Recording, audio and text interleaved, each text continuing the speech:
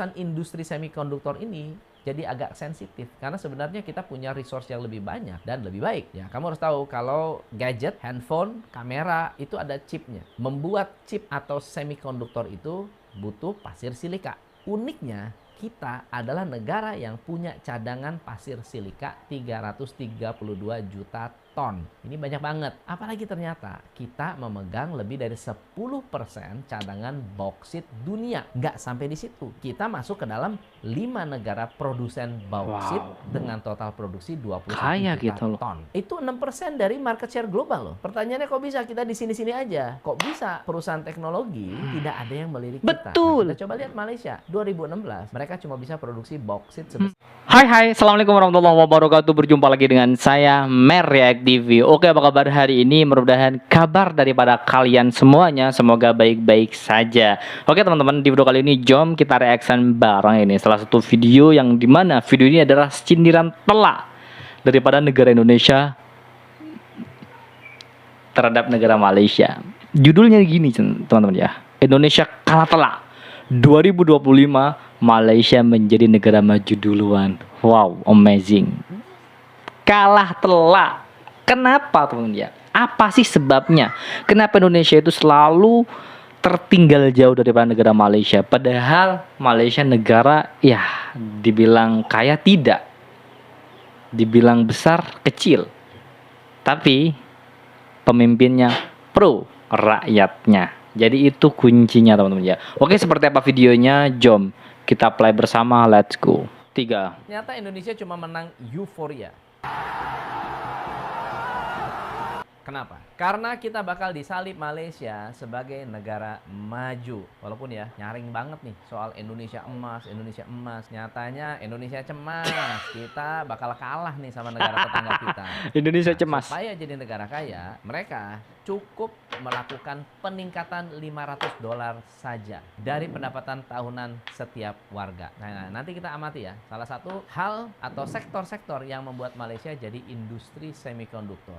Tapi yang nggak banyak orang tahu adalah blueprintnya sudah dirancang 5 dekade lalu. Kita belajar dari point of view kita hari ini. Nah teman-teman, masalahnya ya, kita ini punya banyak materi untuk membuat produk yang sama. Kenapa industri kita di situ-situ aja? Apakah Malaysia memang sudah layak jadi negara yang lebih maju? Dan kita juga akan bahas bersama di konten Behind the Business hari ini.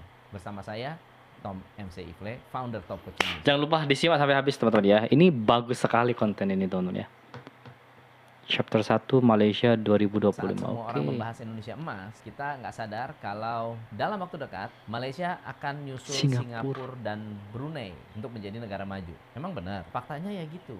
Malaysia ini cukup adem ayem tapi nyalip banyak negara untuk urusan negara maju. Nah sebenarnya itu nggak mengagetkan karena di 2021 kemarin Bank Dunia sudah membuat satu prediksi. Katanya kalau negeri jiran bisa jaga kualitas, inklusivitas, dan tingkat keberlanjutannya, mereka pasti jadi negara maju di antara 2024 sampai 2028. Ya mungkin kedengarannya klise, tapi ternyata itu tidak sampai tahun 2028. Tahun 2025 Malaysia sudah menjadi negara, insya Allah akan menjadi negara maju. Diam-diam negara jiran kita, tetangga kita itu banyak nyalip negara loh. Sebentar lagi nyusul Singapura dan Brunei, Malaysia. Gila, keren. Indonesia kapan? Oke. Yang bilang Bank Dunia ini yang jadi bilang nggak bakal salah ya. Mempertanyakan pandangan mereka untuk konteks ini kayaknya ngajar hukum gravitasi ke Isaac Newton, alias nggak ada gunanya. Iya betul. Nah lagian tahu nggak sih kalau Malaysia sudah mentransformasi ekonominya sejak beberapa dekade terakhir. Nah ini dilakukan dalam program bernama RMK atau Malaysia Plan. Ini adalah rencana pembangunan nasional jangka menengah yang dibuat oleh pemerintahan mereka sejak tahun 1956. RMK layaknya seperti blueprint di dalam bisnis dan on point juga. Isinya adalah strategi, proyek prioritas, hingga program-program khusus pemerintah Malaysia untuk mengentaskan kemiskinan, pemerataan ekonomi, pembangunan infrastruktur, dan peningkatan kesejahteraan warganya di berbagai sektor kehidupan. Sekarang, mereka sedang memasak RMK 13 Wow. yang katanya akan berfokus pada aspek dasar. Secara overall, semua kerja keras ini menempatkan mereka pada urutan ketiga sebagai negara paling sejahtera di ASEAN. Itu bukan klaim.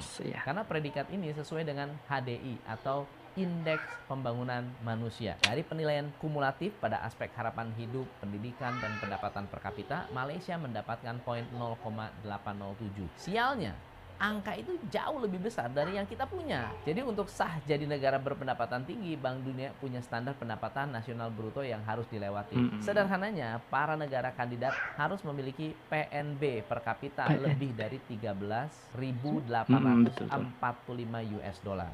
Nah, tahun ini Malaysia menargetkan PNB 13.430 US dollar. Mendekati ya. Jika akhir tahun target itu tercapai, kemungkinan besar tahun depan mereka resmi jadi negara maju. Wow.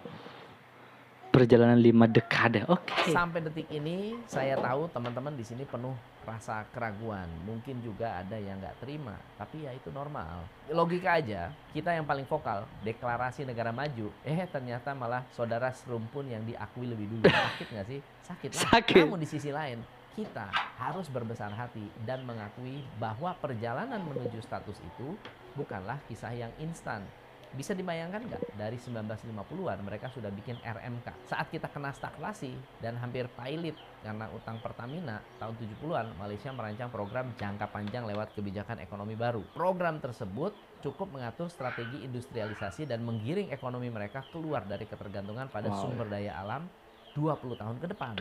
Nah, langkah Malaysia ini mungkin nggak glamor, tapi ternyata strategis juga. Setidaknya ada 4 hal penting dalam perjalanan 5 dekade mereka, yaitu mulai transformasi secara terkonsep. Saat itu Malaysia belum jadi pusat teknologi yang disegani seperti sekarang. Namun yang membedakan mereka adalah kesadaran untuk fokus pada sektor-sektor produktif dan investasi jangka panjang. Pada awal dekade 1970-an, pemerintah Malaysia mengambil langkah besar dengan merintis industrialisasi melalui kebijakan ekonomi baru atau New Economic Policy, ya, singkatannya NEP. Ini bukan dokumen yang membebaskan pemerintah dan pemilik modal untuk asal bangun pabrik atas nama industrialisasi, tapi sebaliknya ini adalah bukti bahwa pemerintah Malaysia melakukan transisi dengan hati-hati. Dari pertanian sebagai tumpuan ekonomi, mereka beralih ke manufaktur dan menjajaki pasar luar negeri. Momentum ini membawa investasi asing masuk silih berganti. Bahkan dalam urusan investasi asing langsung atau direct foreign investment, Malaysia sempat menjadi kompetitor Singapura dengan rata-rata pertumbuhan 14,84% tahun 71 sampai 93. Meskipun sektor ini bergerak secara volatil, FDI negara ini sejak 74 sampai sekarang rupanya positif terus. Saat itu kita ngapain? Kayaknya kita masih ribet dengan kebijakan sumber daya alam. Sedang di waktu yang sama Malaysia sudah memetakan jalur ekonomi baru, membangun infrastruktur, insentif pajak, free trade zone. Sedangkan setelah menelurkan kebijakan adalah momen untuk memaksimalkan infrastruktur. Bagus negara Malaysia ini ya. Sederhana, pemerintah Malaysia memulai dengan export processing zone. Export processing zone atau kawasan pemrosesan ekspor adalah strategi khusus untuk menarik investasi asing. Jadi simpelnya, pemerintah mereka akan bikin kawasan industri di mana akses pada fasilitas dan regulasi yang berlaku akan dipermudah. Targetnya siapa? Ya jelas, untuk investor asing. Nah, di kawasan ini, perusahaan asing yang menanam modal akan mendapatkan keuntungan seperti bebas biaya masuk, pajak ekspor yang rendah, kemudian dalam prosedur ekspor impor juga pasti akan ada kemudahan. Setahun setelahnya mereka mendeklarasikan kawasan free trade zone di Penang. Mereka ngatur tuh, ada banyak hal. Misalnya kuota ekspor minimal 80%, biaya gratis, hingga fokus pada kegiatan manufaktur. Nah, aturan-aturan ini accessible. Nah, masuklah perusahaan besar seperti Intel, Texas Instruments, dan kalau saya bilang inilah awal rute mereka sebagai negara maju. Peningkatan nilai ekspor dan kontribusi ekonomi sesuai dengan yang kita bicarakan. Kombinasi infrastruktur dan kebijakan yang searah membuahkan hasil yang luar biasa. Laporan itulah negara Malaysia, teman-teman ya. Kondusif atau positif terus dari tahun 70-an sampai tahun sekarang, sampai sekarang ini Malaysia tuh kondusif.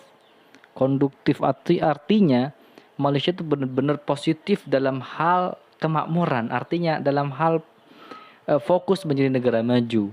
Sedangkan ketika Malaysia fokus dalam hal meraih keinginan sebagai negara maju, Indonesia ngapain? Sumber daya Malaysia di Indonesia tuh lemah, teman-teman ya. Itu disebabkan karena pemimpinnya juga, seperti itu ya. Terbaru menunjukkan bahwa nilai ekspor elektronik Malaysia mencapai 36% dari total ekspor nasional mereka. Saat mereka sejauh ini, kita masih mengandalkan produk mentah dan setengah jadi untuk diekspor. Betul. Masih bertanya, kenapa kita kalah? Menemukan potensi semikonduktor. Satu bagian yang paling krusial dari kemajuan Malaysia adalah industri semikonduktor. Saat banyak negara menjadikan ini wacana, Malaysia mengunci posisinya sebagai pemain utama. Negara ini bukan hanya terlibat, tapi juga jadi 10 pilar utama dalam siklus pasokan global. Nah, kerja keras mereka membuahkan hasil. Ya, peta persaingannya jelas. Tahun 2024, mereka menargetkan investasi lebih dari 100 miliar dolar Amerika. Nggak bisa dipungkiri, ini adalah pendorong utama Malaysia jadi negara maju lebih cepat dari kita. Tapi pertanyaan sederhana muncul di kepala saya nih. Apakah sebagai negara penghasil nikel terbesar di dunia, kita punya masalah dengan Malaysia? Wow. Kita dan Malaysia memang serumpun. Pada beberapa hal bisa jadi saling bantu. Tapi harus diingat ya, bisnis tetap bisnis. Urusan industri semikonduktor ini jadi agak sensitif. Karena sebenarnya kita punya resource yang lebih banyak dan lebih baik. Ya, kamu harus tahu kalau gadget, handphone, kamera itu ada chipnya. Membuat chip atau semikonduktor itu butuh pasir silika. Uniknya, kita adalah negara yang punya cadangan pasir silika 332 juta ton. Ini banyak banget. Apalagi ternyata kita memegang lebih dari 10% cadangan boksit dunia. Nggak sampai di situ. Kita masuk ke dalam 5 negara produsen boksit dengan total produksi 20 Kaya juta gitu loh. ton. Itu 6% dari market share global loh. Pertanyaannya kok bisa kita di sini-sini aja? Kok bisa perusahaan teknologi tidak ada yang melirik kita? Betul. Kita coba lihat Malaysia. 2016 mereka cuma bisa produksi boksit sebesar 1,37 ton. 2020-an estimasi produksi mereka cuma 4,3 juta ton. Dua angka ini masih jauh dari apa yang mampu kita produksi. Anehnya, proyeksi pendapatan industrinya kebanting. Kita cuma bisa dapat 1,5 miliar dolar tahun ini, sedangkan mereka punya proyeksi hingga 16 miliar dolar. 10 kali lipat. Mungkin banyak yang bertanya, kenapa kita tertinggal di bidang ini? Salah satu alasan utamanya sederhana, ketidakmampuan kita untuk menyediakan infrastruktur dan insentif yang setara. Hal itu masuk parah dengan regulasi yang makin hari makin berubah. Terus gimana investor atau perusahaan multinasional tertarik ke sini? Kalau dasar hukum kita juga ya kurang begitu. Betul. Masuk ini ya. Overall ya, kita memang negara yang cukup kaya akan sumber daya alam. Tapi Malaysia memberi tahu dunia bahwa dedikasi pada infrastruktur secara terukur mampu jadi cara yang ampuh untuk membawa negara menjadi lebih sejahtera. Nah, ada beberapa hal yang bisa kita pelajari dari mereka. Yang pertama adalah berkalkulasi dengan matang. Dari pengolahan sumber daya alam dan sumber pangan jadi sebuah negara industri adalah keputusan yang berisiko. Saya yakin ya pemerintah mereka saat itu punya konsep dan kalkulasi yang matang. Itulah yang harus kita pelajari. Yang kedua adalah memahami cara pandang investor. Malaysia memulai industri semikonduktor tanpa kelimpahan sumber daya. Lahirnya kebijakan insentif dan turunannya adalah bukti bahwa mereka berupaya memberi nilai tambah pada calon-calon investor. Jika kita mengadopsi kerangka berpikir yang sama, mestinya ya kita juga punya potensi untuk mendapatkan hasil yang lebih besar. Yang ketiga adalah totalitas dalam membangun infrastruktur. Malaysia adalah contoh yang bagus dalam membangun sebuah industri. Targetnya terukur, kebijakannya dievaluasi 2-3 tahun sekali. Jadi ya realistis lah. Dalam waktu dekat mereka bahkan menganggarkan 5,3 miliar dolar untuk macam-macam infrastruktur. Dana ini mengcover pelatihan 60.000 insinyur lokal. Kalau roadmapnya jelas kayak gini, ya wajar. Intel dan Infineon percaya dan berani investasi dalam skala besar. Yang keempat adalah menaruh bahasa internasional sebagai bahasa kedua. Nah, apa hubungannya? Gini ya, saya rasa kebetulan yang menguntungkan ini hal yang baik. Jadi gini, kerja di perusahaan multinasional membutuhkan skill dasar berbahasa Inggris. Betul. Nah, kebiasaan masyarakat Malaysia itu berbahasa Inggris. Membuat mereka menjadi negara tertinggi ketiga yang warganya ngerti bahasa Inggris di level ASEAN. Ini adalah dampak positif sesuai dengan peribahasa bisa karena biasa. Jadi gimana? Belajar apa hari ini? Betul. Semoga bermanfaat. Betul. Semoga kita bisa belajar dari Malaysia, yaitu bikin blueprint jangka panjang, lalu mengeksekusi rencana dengan penuh serius. Bagus, Anda pun bagus bisa ini. jadi perusahaan kelas dunia dengan strategi yang sama. Saya Tom MC. Oke teman-teman semuanya, itulah video reaction hari ini. Wow, amazing. Video kali ini sangat-sangat luar biasa bagus teman-teman. Ini adalah info, ini adalah pemberitahuan yang membuat kita yang sebelumnya tidak tahu akan menjadi tahu tentang kenapa Indonesia itu selalu kalah telak daripada negara Malaysia untuk menuju menjadi negara maju. Indonesia rencananya menjadi Indonesia emas itu 2045, masih 20 tahun lagi teman-teman. Sedangkan Malaysia targetnya 2008, tapi sudah mau menjadi negara maju di tahun 2025, sebentar lagi teman-teman. Itu hebatnya negara Malaysia. Padahal Malaysia tidak kaya, negara kecil. Indonesia kaya, nikel punya, pasir punya, sudah masih 300 lebih ton pasir. Tapi kenapa Indonesia masih gitu-gitu aja teman-teman? Yang terakhir, bahasa internasional dijadikan bahasa kedua oleh negara Malaysia. Makanya kebanyakan rakyatnya itu bisa berbahasa Inggris. Dan itulah faktor utama kenapa Malaysia dilirik oleh investor asing. Ya, infrastruktur bagus Malaysia. Sedangkan Indonesia, aduh, mudah-mudahan Indonesia benar-benar menjadi negara maju secepatnya dan mengalahkan Malaysia dan bisa menjadi peringkat 1 di ASEAN tentunya. Oke, itulah video hari ini. Buat teman-teman yang suka dengan video ini, silahkan bantu dengan cara menekan tombol like, komen, dan share. Seperti biasa, jangan lupa juga subscribe. Baik, kita akhiri. Wassalamualaikum warahmatullahi wabarakatuh.